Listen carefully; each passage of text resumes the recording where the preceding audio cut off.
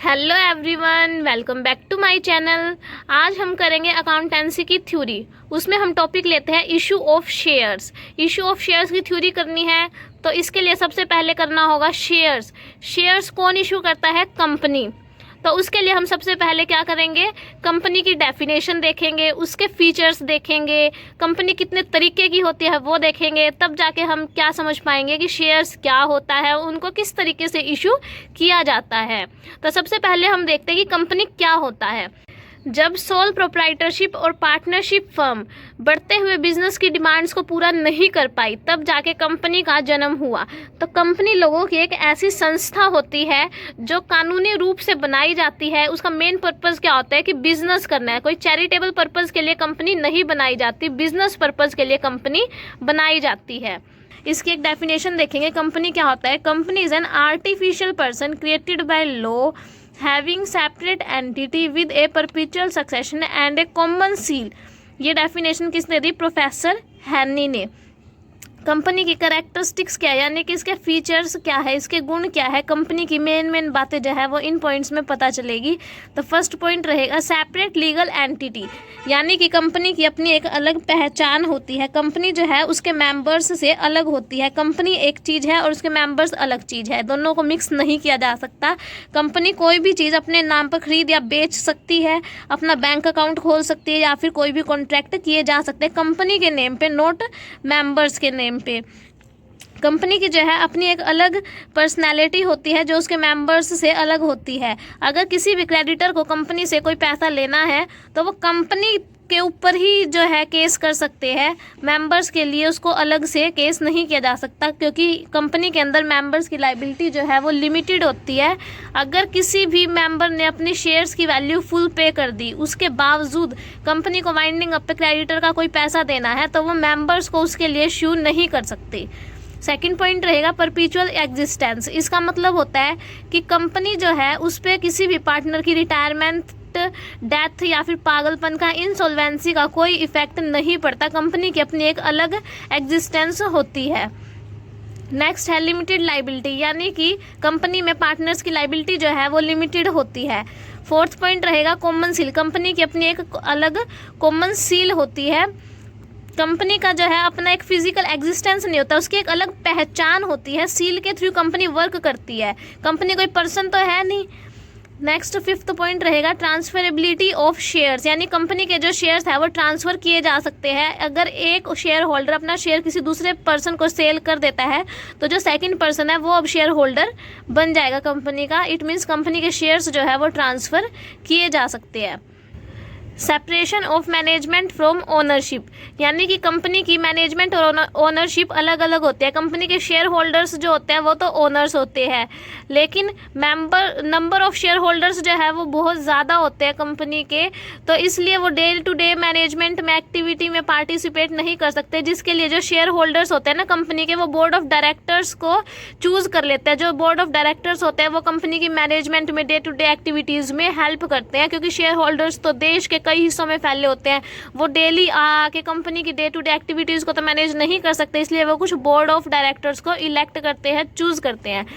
Next हम देखेंगे इसी टॉपिक के अंदर कि kinds of A company. Company जो है वो कितने तरीके की होती है। Joint stock company, unlimited company होती है, कंपनी लिमिटेड बाय गारंटी होती है और कंपनी लिमिटेड बाय शेयर्स होती है। फिर जो शेयर्स के थ्रू कंपनी लिमिटेड होती है वो भी आगे 3 टाइप्स में डिवाइड होती है। Private company, then second one is public company and the third one is one person company. अब हम इन सब कंपनीज को एक एक करके डिटेल वाइज देखेंगे। सबसे पहले देखते हैं अनलिमिटेड कंपनी। कंपनीज एक्ट 2013 के सेक्शन 2(92) के अकॉर्डिंग अनलिमिटेड कंपनी एक ऐसी कंपनी होती है जिसमें members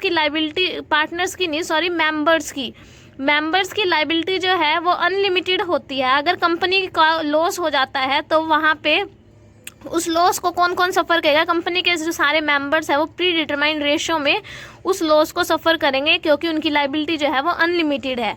next second one is company limited by guarantee.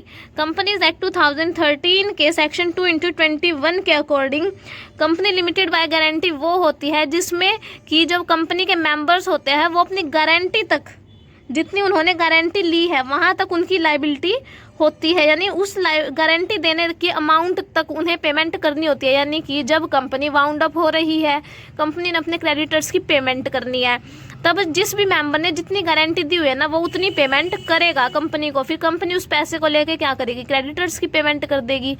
Next, company limited by shares, यानी कि इसमें क्या होता है, कंपनीज एक्ट 2013 के सेक्शन 2/22 के अकॉर्डिंग ये एक ऐसी कंपनी होती है जिसमें मेंबर्स की लायबिलिटी कितनी होती है, शेयर्स की नॉमिनल वैल्यू तक। लाइक अगर एक शेयर होल्डर ने एक शेयर परचेज किया 10 रुपये का, तो कंपनी जब वाउंड अप होएगी ना, तो जितनी अमाउंट उसने पे नहीं की, लाइक आज तक उसने 8 रुपये पे कर रखे हैं उस शेयर के, 2 रुपये रहता है, तो कंपनी जब वाउंड अप होएगी ना, तो उससे सिर्फ 2 ही रुपये मंगवाए जा सकते हैं, उससे ज़्यादा उसकी लायबिलिटी अराइज नहीं होती।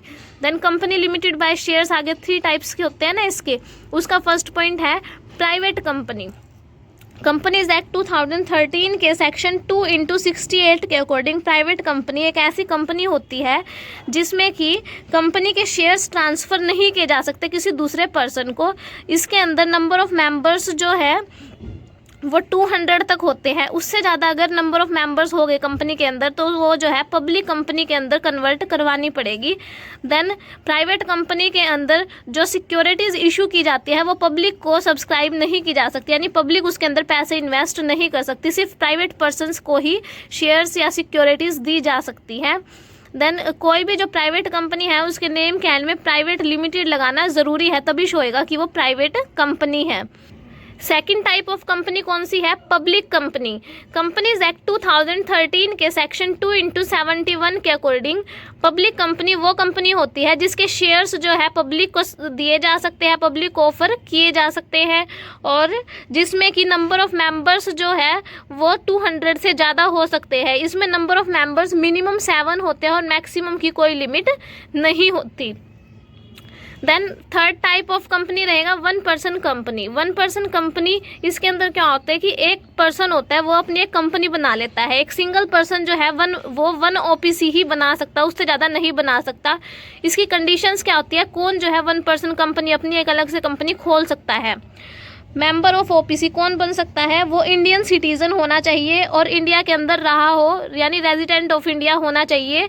रेजिडेंट का मतलब क्या होता है, जो प्रीवियस ईयर में कम से कम 182 डेज इंडिया के अंदर ही रहा हो।